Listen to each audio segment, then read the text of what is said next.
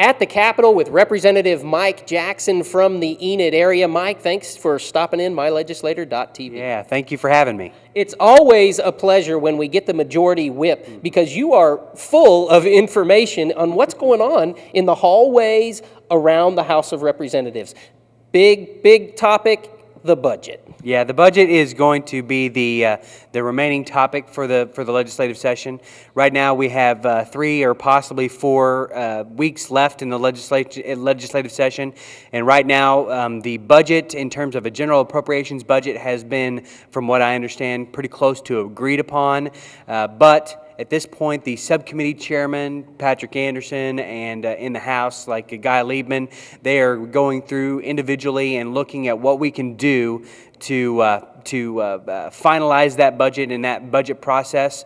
Right now, specifics are very hard to come by, but it would, from the numbers that Scott Meacham and from Ken Miller and from Senator Johnson, who are the appropriations chairs in the House and Senate respectively, we would look at a slight decrease in the FY 2010, but not nearly as heavy of a decrease as like the states of Michigan, states of California, and states of North Carolina. So comparatively, our state is doing very well, obviously, when we have nearly $1 billion shortfall of our own revenue, there's going to have to be some cuts. Talk a little bit.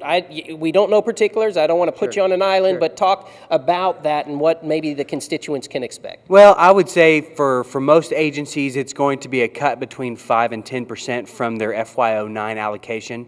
I think that Common Ed as well as Higher Ed and Career Tech will be probably maybe a little bit less than that.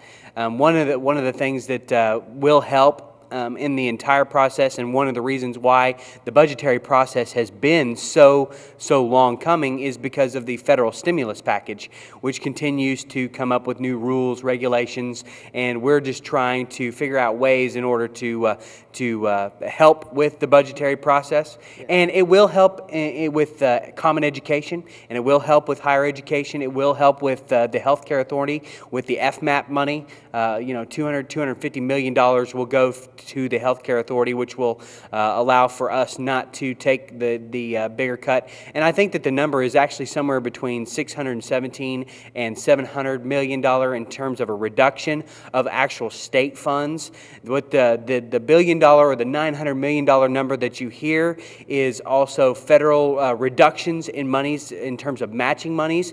But since the federal stimulus money has come out, we have continued to see the federal government not press those types of issues. Like for FMAP, that was going to be a $200 million bump to the budget, or is going to hurt the state of Oklahoma $200 million.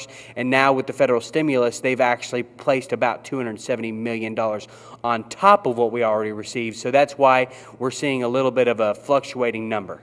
That makes sense, and that's something about this process at the Capitol making laws for you, is it changes throughout the session. How important is it that people key in, even if they think they may have lost or they may have won, to key in throughout the session?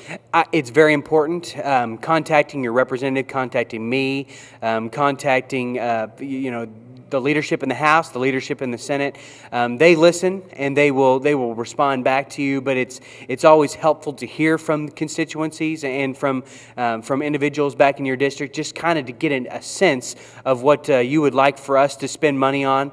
And for the most part, I do get a lot of phone calls about common education, about career tech, and on the education side, I also get some phone calls in terms of the healthcare side as well. So obviously, I kind of get a sense of what my constituency wants to spend their money on, and it's in Enid. It tends to be education as a whole, as well as healthcare needs in the state. Well, and when we want to spend more money, as we so often do, we have to figure out ways in order to make more money as well. And last year you introduced some legislation that is actually paying off. I don't know if many realize, but the aeronautical industry in Oklahoma is the 3rd largest GDP producer for us all. Talk a little bit about that. Well, aerospace, and of course I was the chairman of Aerospace and Technology last year, and continued to be a large integral part of that industry. It's something that's interested me since the days whenever I worked for the United States Senate.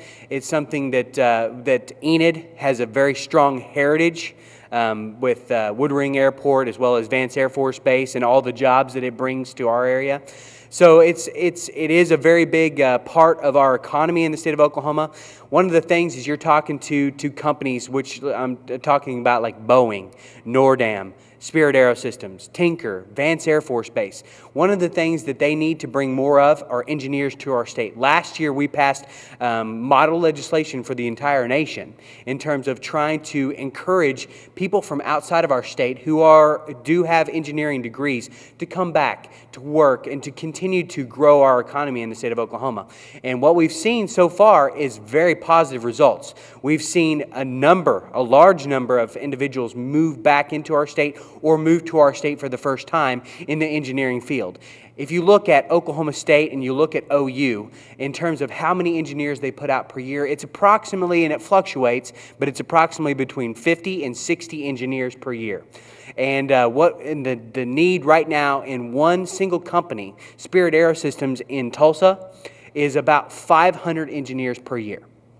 So we obviously in the state of Oklahoma do not produce enough engineers to meet the need. So what we've done is we've encouraged them to come, and that's one of the reasons why we're seeing our aerospace industry continue to thrive and flourish in our state. Yeah, what a platform it is to bring more of the white-collar jobs, because with every white-collar job, more blue-collar and working jobs appear right there as well. Just ask American. I mean, American has a large number of jobs that don't have to have anything to do with engineering, but they have to do a lot with the other side of the aerospace industry.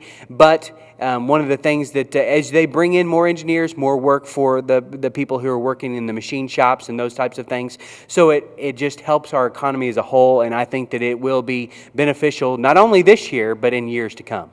As always, Mike, we appreciate you coming by, and if you have ideas for more money-making or revenue ideas for the state, your representative is all ears. Representative Mike Jackson, thank you for being with us, mylegislator.tv. Thank you very much. Appreciate it.